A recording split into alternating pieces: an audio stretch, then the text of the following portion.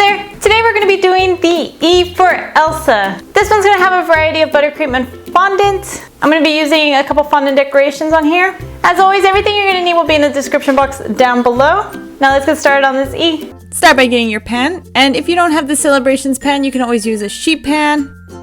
Get your favorite batter. As always, I will leave my recipe in the description box. I'm adding some blue to this and started pouring my batter in there.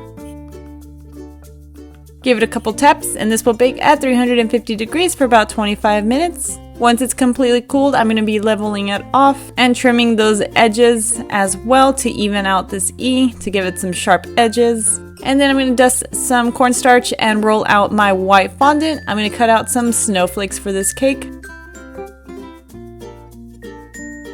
Then set those aside, and I'm rolling out some white fondant that I added a little bit of ivory to it just to give it a yellow tone so it's not so white. Rolled 3 strands out, and I'm going to be making her braid. Put them together, squish the top part, and then just started braiding this.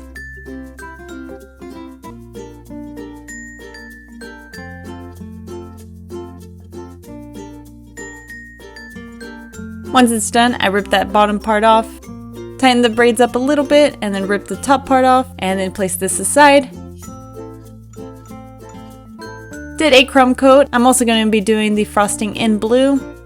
Just spread a thin layer of frosting around this cake. Clean up any excess frosting, smooth it out, and then chill it in the fridge for a couple minutes and then do your second coat on this. I will leave my recipe in the description box. You can always use your favorite, or you can even use fondant to cover these letters. Smooth the top, and then I'm going to be placing this braid on here.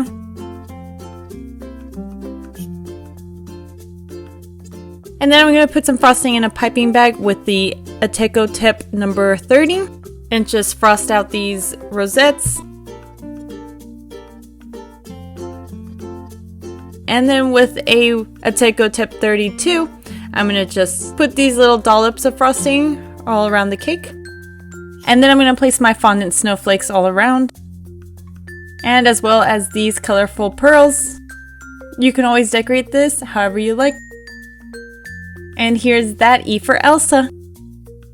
I hope you enjoyed how I decorated this E. If you want to see pictures of this and every other Disney alphabet I've been doing so far, I do post on Tumblr, Twitter, Instagram, and Facebook. All those links are down below. If you want to stay up to date with what I make and get notified when a new Disney letter is up, hit the subscribe button down below. And until next time, stay sweet.